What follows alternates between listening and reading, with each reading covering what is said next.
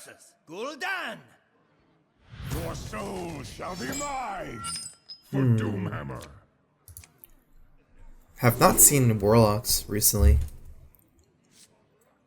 Okay, let's see. Handlock or Zoo? I think Zeus would be the more common one, right? Pile against Zoo and they run Flame Imp sounds like a bad idea.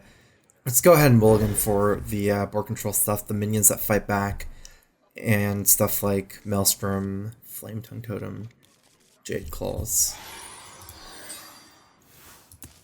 I greet you. Greetings, friend. So our first priority is, especially if he's missed one dropping a handlock, first priority is just bloating up the board for Bloodlust. I would say if he's going to tap a lot. I'm actually going to do this over Firefly just because I guess it opens you up to Galaka Crawler, but feels like tentatively my curve will be 1 drop into 3 drop, and that would be in a couple of turns. Well, first I'm losing damage. This is 2 damage every turn. Patches is Firefly is only 1 damage a turn, and I might be holding on to this stuff for multiple turns at this point. Actually, there's no reason to Stonehill here either,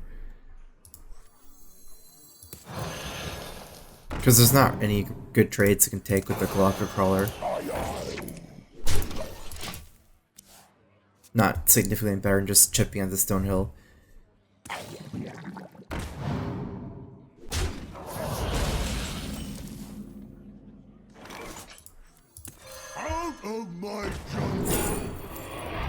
White Eyes gives me some kind of like alternative turn 5 play than Bloodlust, which I probably am not playing. I think I needed to curve out this game. You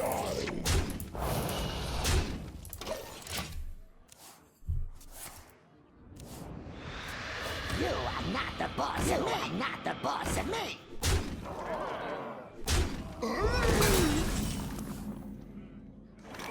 Just going to discard handlock. Can we win if we bless and trade for this stuff here? We'll end up with a 1-1 on board. He value trades, and he'll have a 3-1 and a 3-2, plus playing his 5 drop.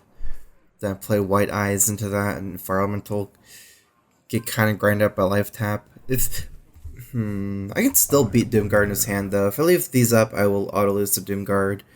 Plus my default play is not that good anyways. Let's go ahead and kill the guys here. If he's running like this discard handlock, his cards like Mountain Giant and Twilight Drake are not super good. And even if he taps, it takes him a long time for him to recover his hand size.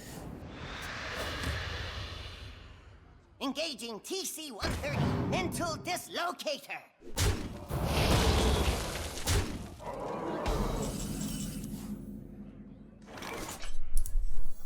My life is your shield.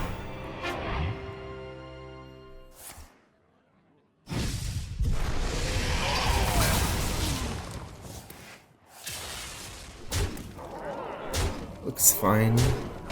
Pushes 9 damage for that. Siphon. If I can start clearing this Fire Elemental.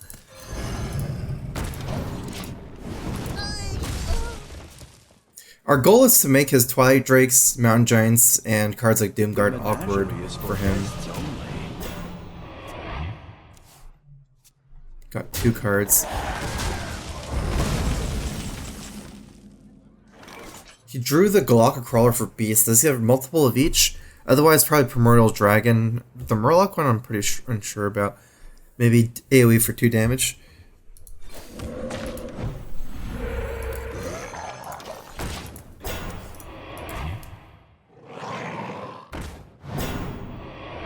He drew Alex Straza was one of his cards. He discarded from there. So I might not even have Primordial Dragon.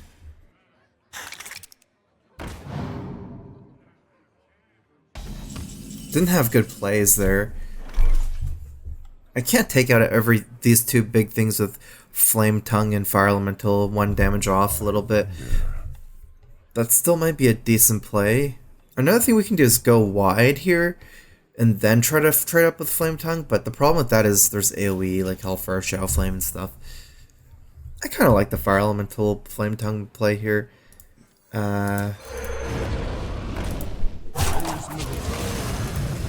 question is, do I take this attack or not? I'm okay with trading this for the Fellhound. 2 hits. Looks pretty good to start trading in.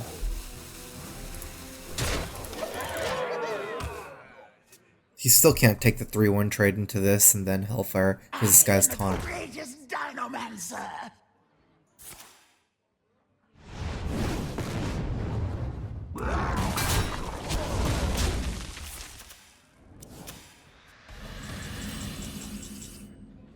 That's pretty good de-evolve here, considering this will either get Alex or Doomguard, or Shambler. Alex and Doomguard are 9 and 10 drops. They're going to be big minions even after de-evolve. Let's start with the Stonehill.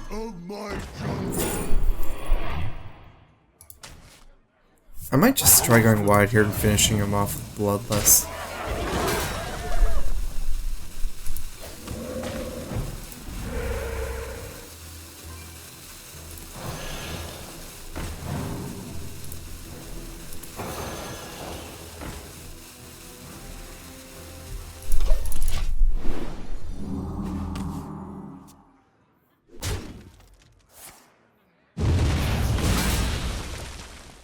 Look! Look!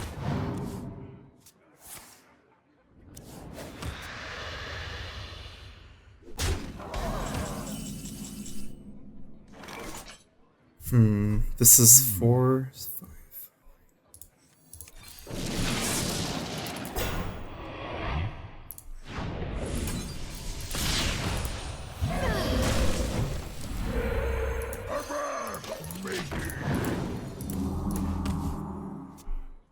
You face Jaraxxus, Eladar Lord of the Burning Legion!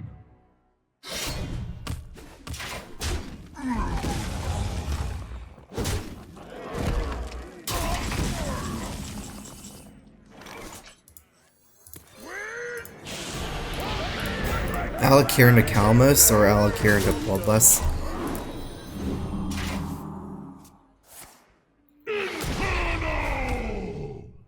There's some kind of like, what, beast left from Curator or Murloc? I've only seen him play a dragon that got discarded. I destroy you. Take your medicine.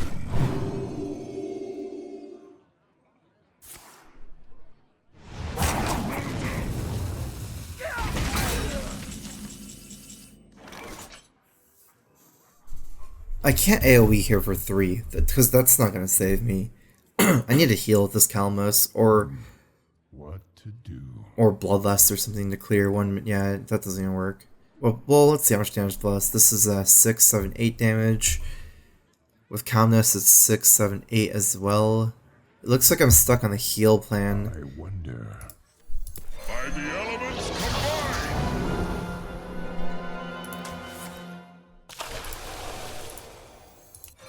Elements guide me.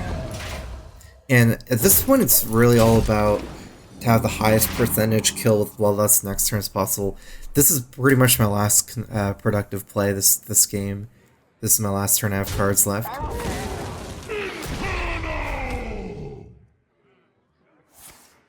So I don't like hero powering instead of Jade Claws. The truth is in here! To squeeze in more like Jade Claws, more hero powers, because it's my last turn. You win this one.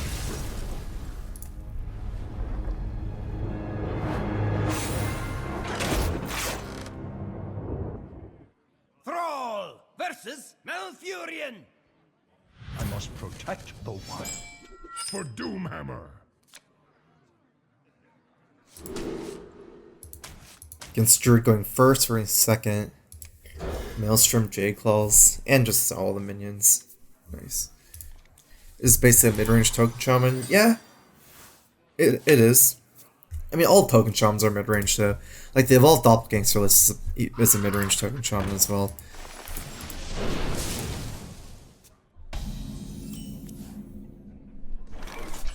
How do we curve out here? It's gonna look hard for us to curve out. Powerful dies for free though, so it's just a weak play. I think we need a play for tempo. One play we could just coin Maelstrom Portal.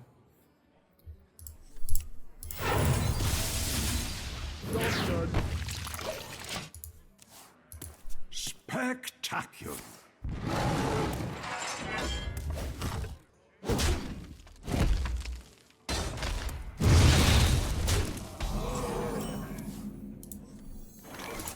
Elements guide me.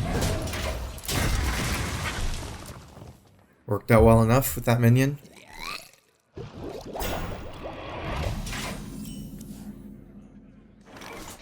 Oh, nice. Okay, so one of the weaknesses of Tower Creeper is it doesn't attack very well. It's pretty weak to Primalphin Totem. He does run double Corsair. I want to just use this weapon. No point attacking Power and Hero Power, since he'll have another Murloc to Hero Power anyways. I'm in charge now.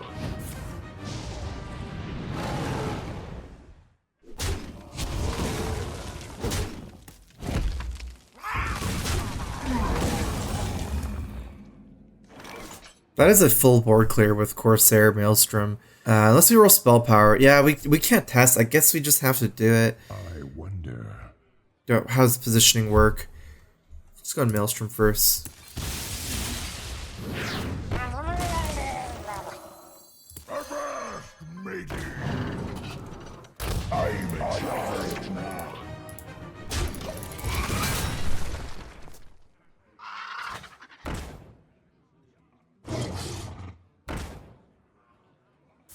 Actually, I wonder if it feels better for me to just Hero Power Maelstrom Pearl, leave up the Tar Creeper.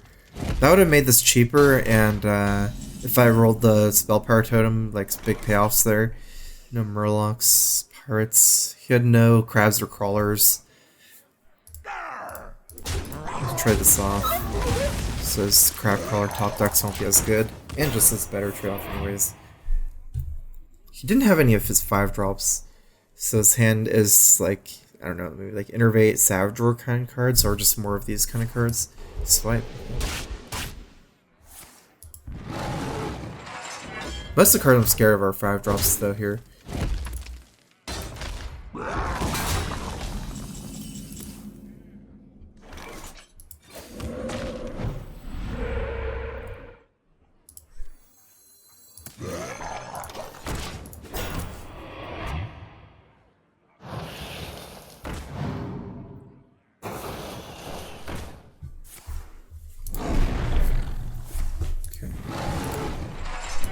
He's using his life as a resource now. Okay,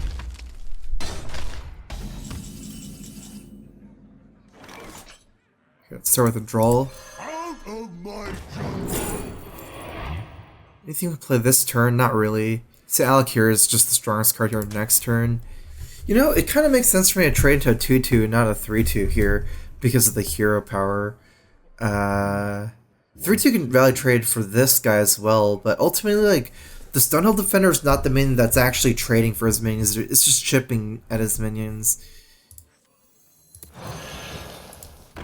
As far as positioning here goes, my stuff's all going to be pretty weak.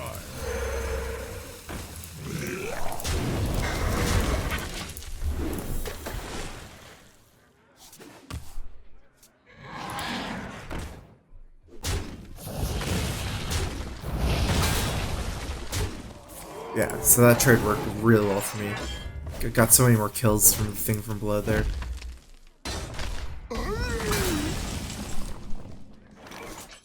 I just play some taunts and go wide instead of Alakir. Alakir actually does not look that great here.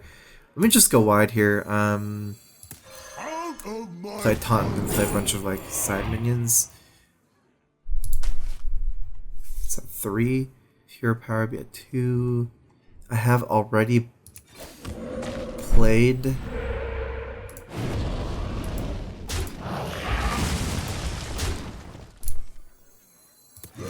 That's the last turn of the game. Let's do this. A little bit less to Glock or Crawler. A little bit worse if we get Calmus later, but that's way too late to think about. Just blast and kill next turn.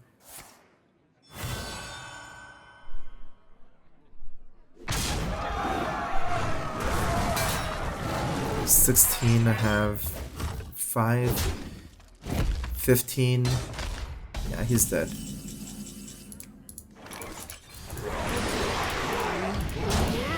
Could have done some stuff with killing the bitter cat as well.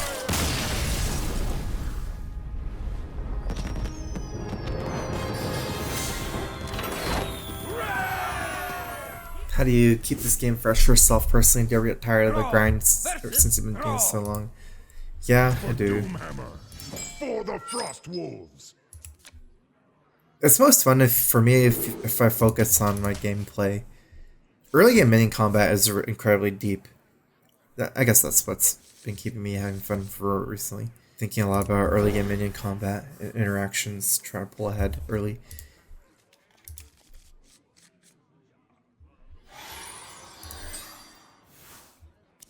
And lots of times it's not fun either.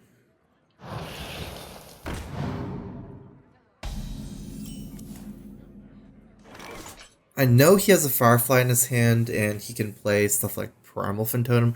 Primal Phantom is a big reason to coin out Jade Claws.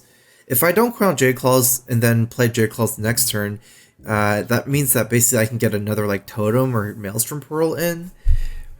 Okay, let's say I pass, then he plays Primal Fin. It's a little bit more awkward, I would say, even with the Maelstrom Portal. What to do? There is little time. We lose a hero power, or yeah, I think it's too big of a cost.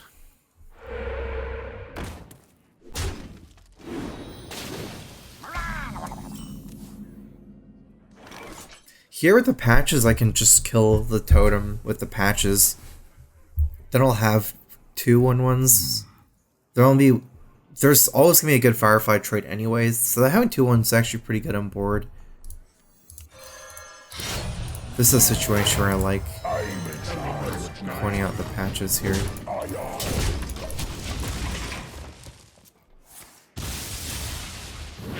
Ready for action.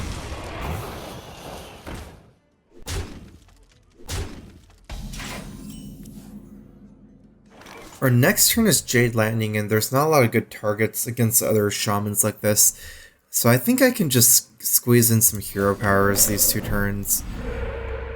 I'm actually not even going to attack.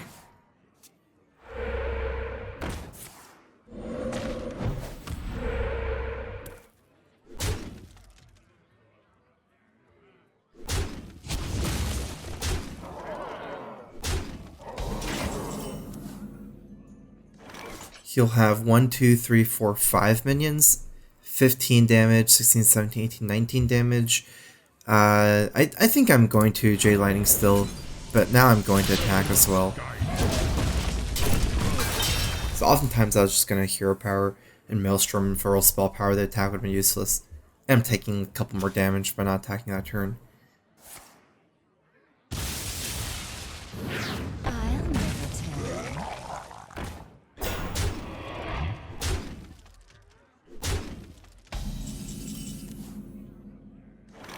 Then when we beat Bless with a 25% chance of a roll. If we miss, we can still play Stonehill.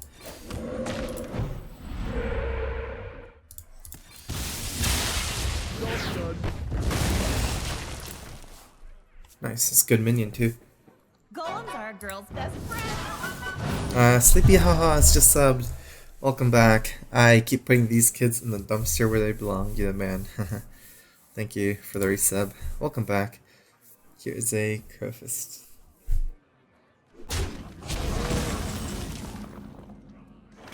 We have our own Aya here, but we're not going to be able to play Aya this turn. Jade Lightning hero power looks pretty good. We have no elementals to play for Kalmos, huh? I could technically go Jade Lightning and Flame Tongue and trade for the Aya. Or I could just go Jade Lightning hero power and trade for the Jade Golem. Or I can even go Jade Lightning and just Flame Tongue anyways and trade for the Flame Golem. That way just like, hey, might have to trade Aya into my Flame Tongue totem. Because going to turn 7, I have Aya. No, actually, no, I have Stonehill. So I can do Jade Lightning hero power and then Stonehill hero power Flame Tongue. I like that the most. 3-3 positioning, I should put this all the way on the right.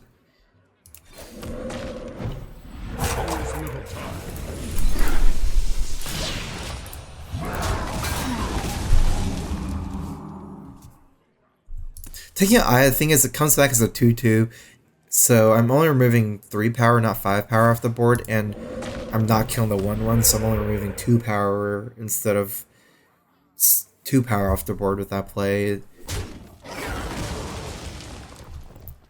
Generally, killing Death Rattles is bad if you have other stuff to kill.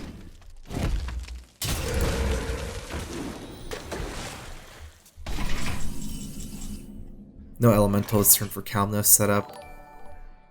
I could do this now. There's no point in Flame Tongue this turn either.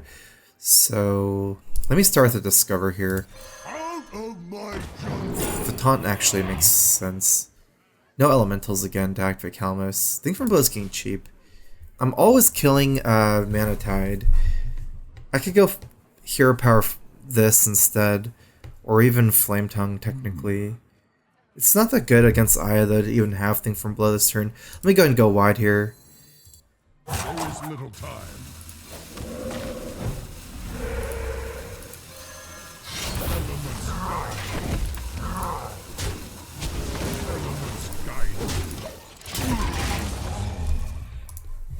If Strife Lover stream, is there any chance to see some mid pally in the next days? I think there's a decent chance mid pally in the next couple days. I feel like as you climb higher, mid pally, or at least Murloc pally, gets better and better. The weakness of mid pally is against Pirate Warrior, Token Druid, Token Shaman. It's not that good against decks that really fight hard for board early, since the Murlocs never get to snowball. But pretty soon we're going to be getting into higher ranks, playing against more Jade Druids and Mages. That's where Murloc pally shines. Feels like mid pally is kind of like outdated though. Mid pally is more like Murloc pally these days. Like not really running like Equality Consecrates anymore. Just a bunch more Murlocs usually.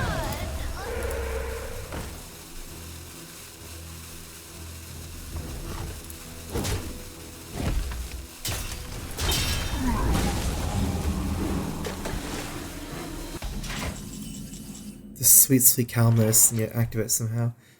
If we go Stonehill, we might be able to. I don't really like Aya here. It's certainly not bad, but it's not that good either because it doesn't last play Thing from Below. We can do this, Hero Power, Flame Tongue, Thing from Below, or Aya. Aya's generally a slower card, and we have to use Flame Tongue for nothing. But here, let's do this anyways.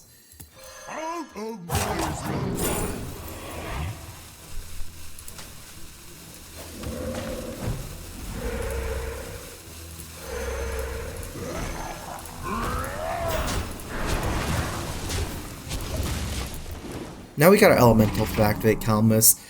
I'm still not playing Elemental this turn. It's just that mana cost is too awkward to squeeze in. We can't play our Thing from Below.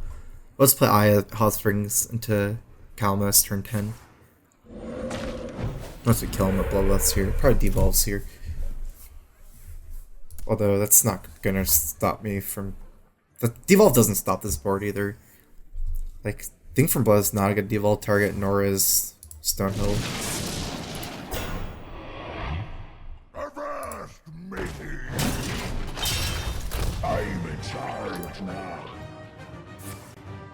Thoughts on Deckhand, Hammer over Stonehill Lorenzana? I kind of like the Stonehills. We can consider taking out the Lorenzana for something. It's okay. 4, 5, 6, 7, 8, 9 plus 15. 9 plus 15 is 24. Can we get any more damage after that? Not really.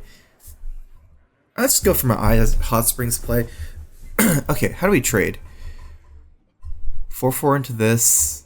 A new recipe. Here, and then just leave up the 3/3. Although with Aya taking this takes 3 slots, so we trade here. This is always healing here. You could have. You still use 2 Maelstroms. Here, let's do this. These are the same thing.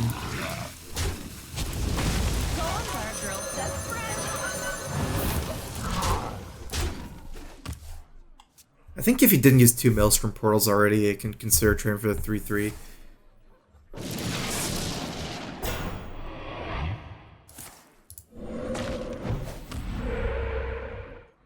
the boss.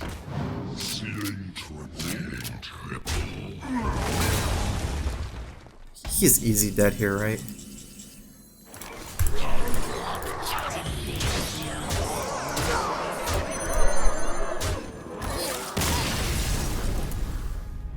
Golem's got surprisingly big. Is that normal?